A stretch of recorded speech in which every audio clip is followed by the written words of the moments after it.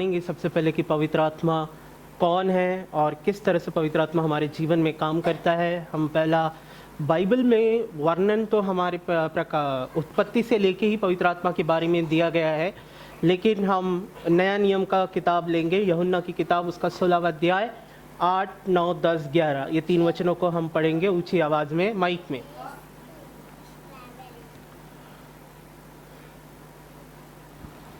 वह आकर संसार को पाप और धार्मिकता और न्याय के विषय में निरुत्तर करे। इसमें 2 बातें इन्होंने वचन में लिखी गई हैं। सबसे पहले पाप के बारे में और पश्चाताप के बारे में, ये 2 चीजों को वर्णन इसमें किया गया है। आगे पाप के विषय में इसलिए कि वे मुझ पर विश्वास नहीं करते। पाप के विषय में क्या है कि वो विश्वास नहीं करते। कुछ लोग विश्वास करते हैं लेकिन आत्मिक तौर से विश्वास नहीं करते। और धार्मिकता के विषय में इसलिए कि मैं पिता के पास जाता हूँ और तुम मुझे फिर न देखोगे। हाँ। न्याय के विषय में इसलिए कि संसार का सरदार दोषी ठहराया गया है। हाँ। आगे 12। मुझे तुमसे और भी बहुत सी बातें कहनी है, परंतु अभी तुम उन्हें सह नहीं सकते। परंतु जब वह अर्थात सत्य का आत्मा आएगा तो तुम्हें सब सत्य का मार्ग बताएगा, क्योंकि वह अपनी ओर से न कहेगा, परंतु जो कुछ सुनेगा वही कहेगा और आने वाली बातें तुम्हें बताएगा। वह मेरी महिमा करेगा, क्योंकि वह मेरी बातों में से लेकर तुम्हें बताएगा। जो कुछ पिता का है वह सब मेरा है, इसीलिए मैंने कहा कि वह मेरी बातों में से लेकर तुम्हें बताएगा।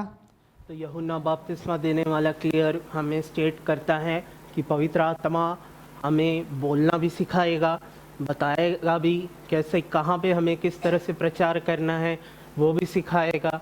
जब मैं पहली बार यहाँ पे प्रचार कर रहा था, बहुत साल पहले की बात है, ये करीबन 2015 या 16वां साल था या 2014 की बात है, जब मैं पहली बार, हम मजाक में मैंने बोल दिया था कि क्रिसमस का दिन था कि मैं प्रचार करूँगा, और उसमें वो बात को सीरियस ले लिया गया, लेकिन मुझे नहीं पता था मुझे क्या बोलना चाहिए। और मैं बाइबल खोला, मैंने कोई प्रिपरेशन नहीं की, लेकिन प्रभु ने प्रकाशन दिया, यानी रेवलेशन दिया, और उस रेवलेशन के अनुसार मैंने बोलना स्टार्ट किया। जब भी हम वचन को किसी को बताते हैं, हमें 2 बातों का याद रखना है। हमें कुछ खुद से प्रिपेयर करने की, अगर हम बोलते हैं ज़्यादा से ज़्यादा हमें प्रिपेयर करना है, वो तो हमारे खुद के लिए है, लेकिन कहाँ पे क्या बोलना है ये हमें पवित्र आत्मा सिखाती है। मैं इसमें डीप में आऊँगा, हम और 2 बातों को इसमें जानेंगे कि अगर हमारे अंदर पवित्र आत्मा है तो ये पवित्र आत्मा का बपतिस्मा भी होता है, क्योंकि यूहन्ना बपतिस्मा देने वाले ने कहा कि मैं तो तुम्हें शारीरिक रूप से क्या कर रहा हूँ, बपतिस्मा दे रहा हूँ, लेकिन मेरे बाद जो आने वाला है वो आत्मिक रीति से, यानी अंदरूनी आत्मिक। जब हम आत्मिक वर्ड जब यूज करते हैं, इसमें आत्मा का शब्द का प्रयोग होता है, जिसका अंदर से वर्णन होता है आत्मा के रूप से। हम शारीरिक बपतिस्मा तो लेते हैं, लेकिन आत्मिक बपतिस्मा होना अनिवार्य है। हालेलुया। और ये हमें 2 चीज यहाँ पे देता है। पहला, पवित्रता। जब हम आत्मिक रूप से बपतिस्मा लेते हैं तो पहली चीज हमें यहाँ मिलती है, वो है पवित्रता। जब हम पवित्रता में हम उस वस्त्र को ग्रहण कर लेते हैं, परमेश्वर की एक नया तोहफा हमें मिलता है, जो कि हमें इंपावर करता है, प्रोत्साहित करता है कि हम उसके वचनों को बताएं, और ऐसे ऐसी जगह पे हमारा मुंह खुलने लगता है जहाँ पे हमें खुलना नहीं चाहिए। जब हम बेंगलोर जा रहे थे तो हम लोग कई लोगों को देख रहे थे प्रचार करने के लिए, और प्रचार करते समय मैंने देखा था कि कुछ लोग विश्वास कर रहे थे, कुछ लोग सुन के एक कान से सुन रहे थे, एक कान से छोड़ रहे थे। हमें जो बोलना है, यीशु मसीह आने वाला है। This was the question Ranjana aunty ने रेस किया, तो एक सरदार जी बोले कब आने वाला है। एक को इन्होंने बोला कि वो सूली पे मर गया आपके पापों के लिए, कब मर गया।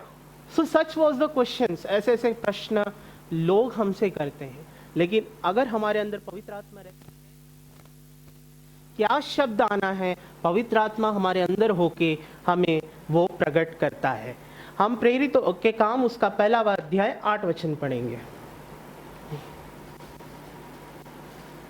तुरंत।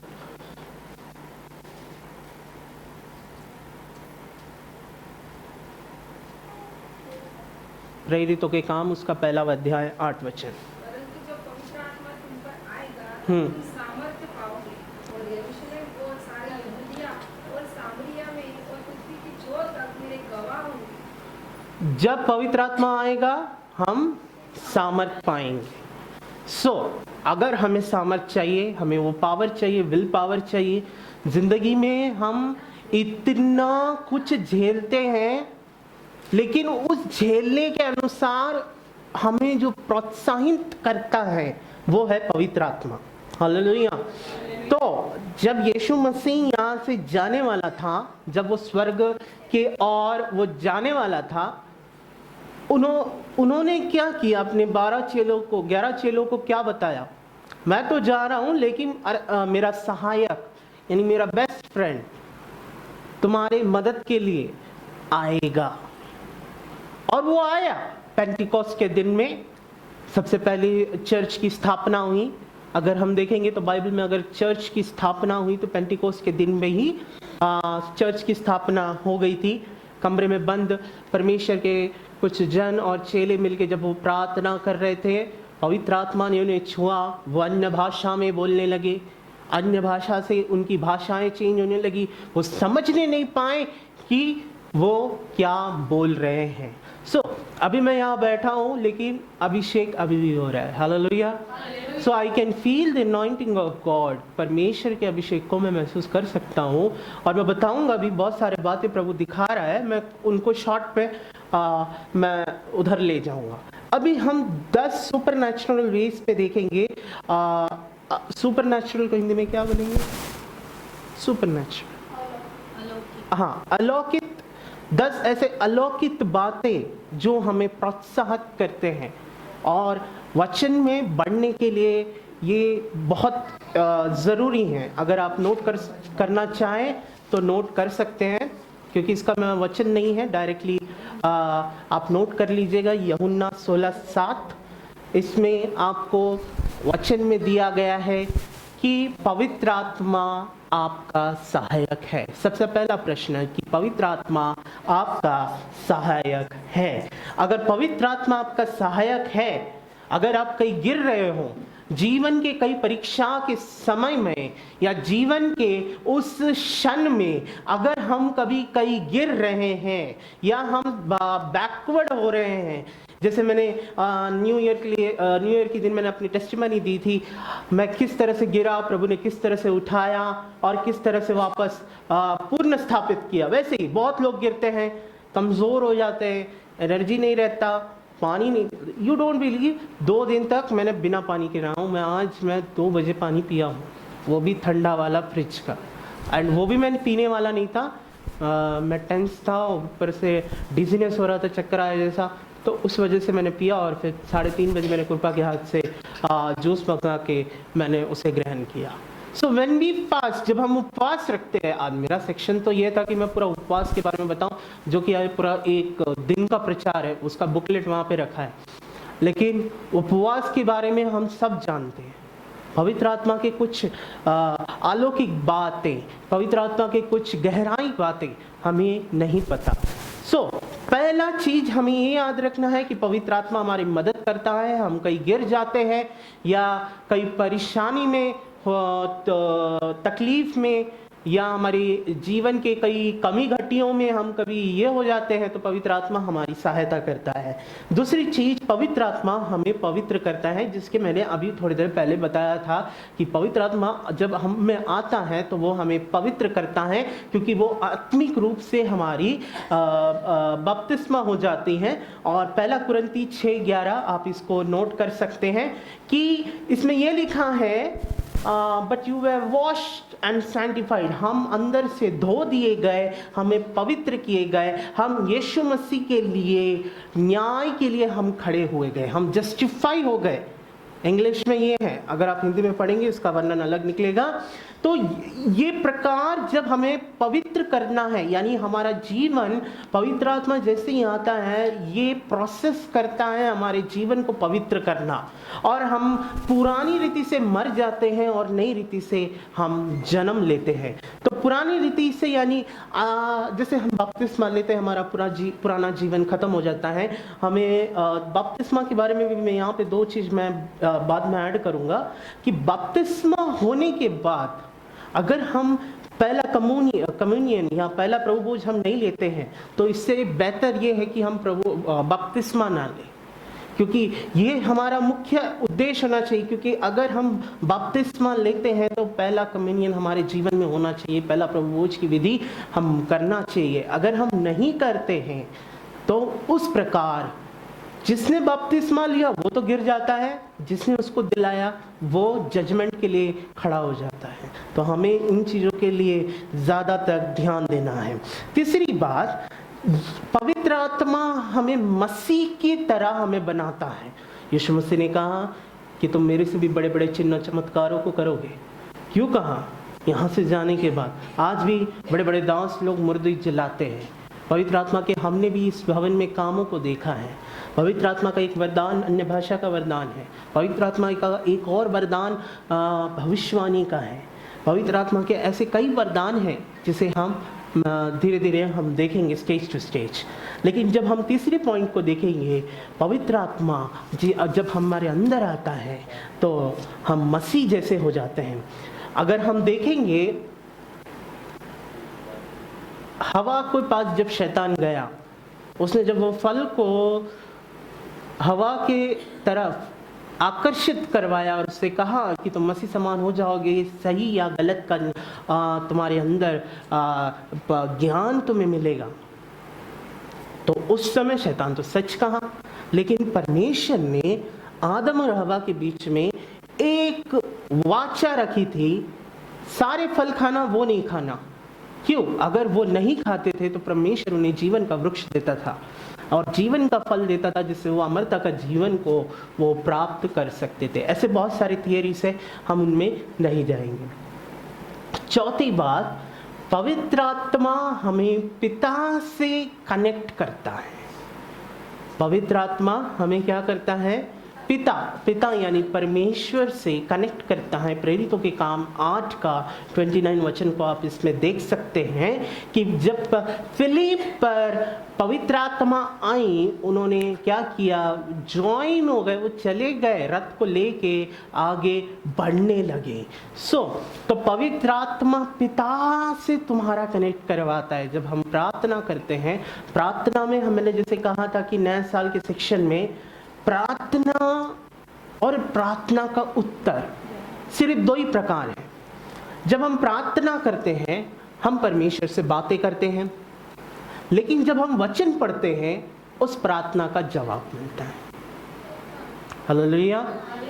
ये मैंने नए साल के सेक्शन में the resolution for new year करके मैंने पूरा सर्मन शॉर्ट में करके मैंने आपको दिया है। वो अभी भी यूट्यूब पे है, इंग्लिश में चाहिए तो उसका ट्रांसलेशन अभी भी हो रहा है। इससे पहला पार्ट हुआ है। पवित्र आत्मा क्या कर रहा है यहाँ पे? जब हम प्रार्थना कर रहे हैं ये परमेश्वर से जोड़ रहा है, लेकिन जब हम वचन को पढ़ते हैं ये क्या करता है? हमें प्रार्थनाओं का उत्तर यानी प्रार्थनाओं का जवाब देना चालू करता है। तो हमें प्रार्थनाओं का जवाब अगर हमको चाहिए, हम कई दिन से प्रार्थना कर रहे हैं लेकिन जवाब नहीं मिल रहा, क्योंकि हम परमेश्वर के वचन तक नहीं जा रहे हैं। परमेश्वर ने क्या बोला? सृष्टि से लेके अंत तक के सारे प्रश्नों का उत्तर परमेश्वर के पवित्र शास्त्र में। पृथ्वी के बनने से लेके पृथ्वी के तबाह होने तक, पूर्ण फिर से निर्माण तक, नोआ के दिनों से फिर से निर्माण हुआ उनके परिवार के द्वारा। फिर अंतिम प्रकाशित वाक्य यानी रेवलेशन में हम देखेंगे शैतान को हराया जाएगा, फिर से पृथ्वी बेडोल होके पूरी तरह से तबाह हो जाएगी। फिर परमेश्वर नई पृथ्वी, नई आकाश, नया यरूशलेम स्वर्ग से उतरेगा और इसका वर्णन हम प्रकाशित वाक्यों में देखते हैं। तो पिता से ये हमें कनेक्ट करवाता है। हम जब प्रार्थना करते हैं हम परमेश्वर से तो बातें करते हैं, लेकिन जब हम वचन पढ़ते हैं तो परमेश्वर हमारी प्रार्थनाओं का उत्तर देता है। तो कई प्रकार के उत्तर है, मैं किसी और दिन बताऊंगा, लेकिन मैं शॉर्ट में ये बताऊंगा। उत्तर 3 प्रकार के होते हैं। पहले परमेश्वर वचन के द्वारा बात करता है, परमेश्वर अपने दासों को द्वारा बात करता है, तीसरा परमेश्वर पवित्र आत्मा के द्वारा आपसे बात करता है। पहली चीज हमें क्या है कि वचन, मुख्य चीज, अगर हमें परमेश्वर की आवाज सुनना है तो हमें परमेश्वर के वचनों से शुरुआत करना है। मैंने कहा था कि न्यू ईयर का रेजोल्यूशन बना लो कि हर रोज एक चैप्टर तो भी हम पढ़ेंगे, और जिससे जल्द से जल्द आप बाइबल कंप्लीट कर सकते हो। बाइबल कंप्लीट करना ज़रूरी नहीं है, वचन को दिल में रखना ज़रूरी है, क्योंकि वचन ये कहता है कि मेरे वचनों को अपने हृदय की पट्टियों में बांध लो या लिख लो। ये वचन को हमें फॉलो करना। तो चौथी बात कि पवित्र आत्मा हमें पिता से कनेक्ट करता है। पांचवी बात पवित्र आत्मा के तोहफे और सेवकाइयाँ हैं, जिसके बारे में हमने कई वर्णन में देखा, जैसे कि आत्मिक तोहफे हैं, जैसे कि डिफरेंट काइंड्स ऑफ सर्विसेज। कोई अपोस्टल है, कोई भविष्यवक्ता है, कोई इवेंजलिस्ट है, कोई पास्टर है, कोई शिक्षक है। सबकी अलग अलग वरदान है। एक बात याद रखिएगा, किसी को सारे वरदान नहीं दिए जाते। ये कान खोल के आप सुन लीजिएगा, किसी को भी इस पृथ्वी पे यीशु मसीह के अलावा अगर हम देखेंगे, किसी को भी पूरे वरदान नहीं है। अगर किसी के पास चंगाई करने का वरदान है तो वो लोगों को चंगा करेगा। किसी के पास भविष्यवाणी का वरदान है, प्रोत्साहन करके वो भविष्यवाणी ही करेगा। किसी के पास अन्य भाषा का वरदान है तो वो अन्य भाषा में बात करेगा। किसी के पास अनुवाद का वरदान है, वो अन्य भाषा को ट्रांसलेट करके अनुवाद करवाएगा। तो हम कह सकते हैं एक व्यक्ति के अंदर 4 से 5 हो सकते हैं, लेकिन पूरे किसी के अंदर नहीं हो सकते। आप इसको रेफरेंस ले सकते हैं, 1 कुरिन्ती 12 4 से 11। 1 कुरिन्ती उसका 12वां अध्याय, उसका 4 से 11 वचन तक आप इसका रेफरेंस ले सकते हैं। इफिसियों की किताब उसका 4वां अध्याय, और रोमियो की किताब पूरा 12वां अध्याय। अगर आप ये तीनों लाइन से पढ़ेंगे, आप इसके परमेश्वर के दया के बारे में हम समझेंगे, जिसमें पवित्र आत्मा के वरदानों के बारे में, तोहफों के बारे में, मिनिस्ट्री के बारे में पौल ने कितने क्लियर कट उसमें लिखा है। और जब हम वो पढ़ते हैं तो हमें समझ आ जाता है कि पवित्र आत्मा किस रीति से हमसे बातें करता है। ये 5वीं बात हो गई। 6वीं बात, हमें परमेश्वर के प्यार से कोई अलग नहीं कर सकता। रोमियो 8 31 से 39। फर्स्ट रोमियो की किताब उसका 8वां अध्याय 31 से 39 वचन क्या कहता है, हम पढ़ेंगे।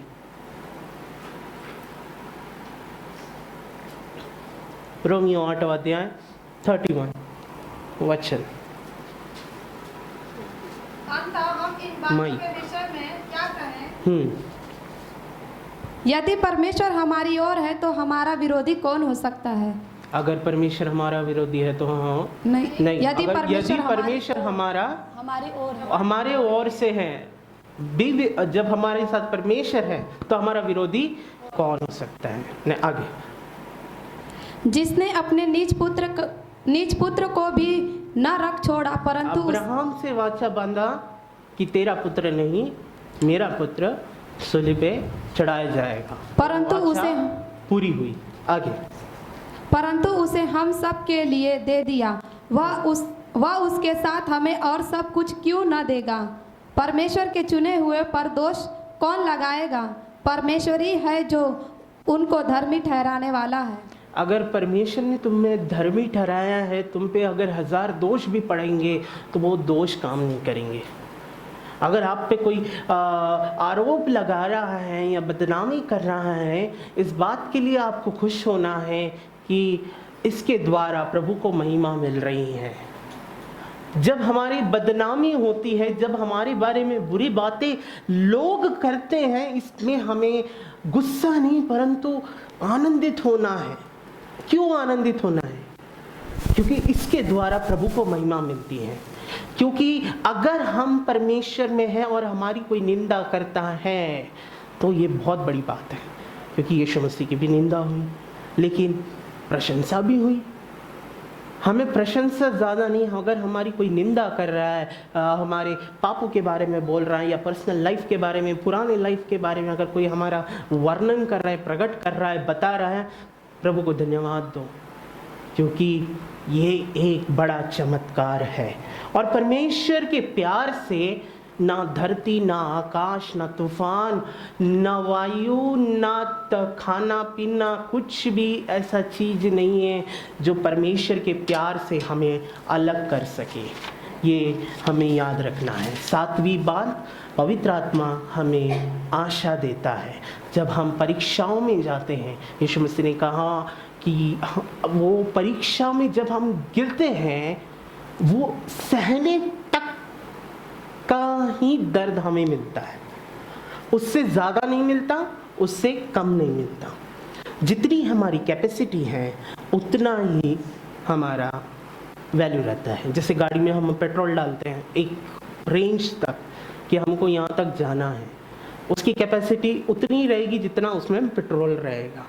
सेम अगर हमारे जीवन में परीक्षाएं आती हैं, चुनौतियां आती हैं, तो वो भी एक सीमित समय तक है, उसके बाद वो भी चला जाएगा। आठवीं बात, पवित्र आत्मा आपको गहराई से वचनों के बारे में और गहराई से आत्मिक जीवन के बारे में वो हमें सिखाता है। और अगर हम वचन पढ़ रहे हैं, उस वचन को डिस्क्राइब करना, उसको डिटेल में लेना, उस वचन को समझना। अगर हम प्रकाशित वाक्य के पहले अध्याय से हम जब खोलने पढ़ने लगते हैं, कुछ नहीं समझेगा। ये सिर्फ उन्हीं को समझेगा जिनके अंदर पवित्र आत्मा रह के उन्हें सिखाता है।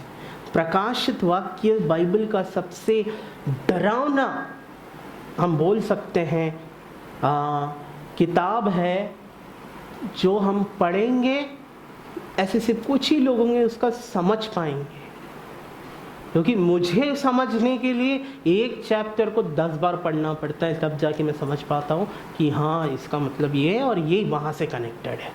क्योंकि प्रकाशित वाक्य 1 से लेकर 22 तक जितने वचन हैं वो एक दूसरे के साथ कनेक्ट है। और उसमें किताब लिखने वाले ने क्या बोला, श्रापित है वो मनुष्य जो इन वचनों को चुराए। अगर हम नहीं बताते, ये प्रकाशन यानी रेवलेशन हम नहीं देते हैं, तो श्राप गिरता है। So we should focus on insight, यानी आत्मिक रूप से हम उस परमेश्वर की गहराई में हम वचनों में जाना है। एक बार पढ़ने के बाद उस पर रिसर्च करो। हमारे पास ये टाइम में यूट्यूब है, हम वो वचन का डाल देंगे तो पूरा हिस्ट्री आ जाता है, उसका वीडियो आ जाता है। जब तक हम उसको समझ ना पाएँ तब तक हमें उसको समझना है। जब परमेश्वर के सिंहासन के सामने जितने स्वर्गदूत खड़े होते हैं, ऐसे 4 बड़े स्वर्गदूत हैं जिनके पूरे शरीर में आंखें हैं। सेफरम उसमें से एक है। ऐसे ही 4 स्वर्गदूत हैं जो मेन है, जो परमेश्वर के अल्टर के सामने यानी उसके सिंहासन के सामने खड़े रह के हर समय वर्शिप करते हैं। और उसमें से एक स्वर्गदूत ऐसा है कि उसको पूरे ही आंखें, और यही वर्णन पुराने नियम में भी दिया गया है। अगर हम पढ़ेंगे ध्यान से भविष्यवक्ताओं की किताब यशायाह, यिर्मयाह, यहेजकेल, इनमें भी वर्णन किया गया है उन स्वर्गदूतों के बारे में। और प्रकाशन में, रेवलेशन में इसमें बताया गया है गहराई से। अगर हम देखेंगे उस स्वर्गदूत को हम देख नहीं पाएंगे। हम सोचते हैं स्वर्गदूत के 2 पंख होते हैं, सो वो तो गार्डियन होता है। गार्डियन को हम एक तरह से बोल सकते सहायक, हमारा रक्षक। अगर आपके जीवन में कुछ काम नहीं हो रहा है, जैसे कि आप प्रार्थना कर रहे हो, वो काम नहीं हो रहा है, आप कई दिन से लगातार उस चीज़ में फंसे हुए हों और नहीं हो रहा है, क्यों नहीं हो रहा है? क्योंकि आप आज्ञा नहीं दे रहे हैं। आप आज्ञा दो। परमेश्वर ने क्या कहा? I have given you the all power, मैंने तुम्हें सारी ताकत दी है। You have the Holi spirit, पवित्र आत्मा है तुम में। तो पवित्र आत्मा है तो हमें आज्ञा देना है। तो जब आप अपने स्वर्गदूत को आज्ञा दोगे, वो आपके कामों को करेगा। हालेलुया। 9वीं बात, पवित्र आत्मा हमें सिखाता है प्रार्थना करना। मुख्य चीज़, हमें प्रार्थना करना नहीं आता। ऐसा कहीं नहीं है कि हमें प्रार्थना करना हमें आना चाहिए। हमें मत्ती की किताब उसका 6वां अध्याय अगर हम पढ़ेंगे, उसमें यीशु मसीह ने प्रार्थना वहाँ पे बोली है, और हम वो प्रार्थना को हमारे से रविवार को और जब हमें समय मिलता है हम उसको बोलते हैं।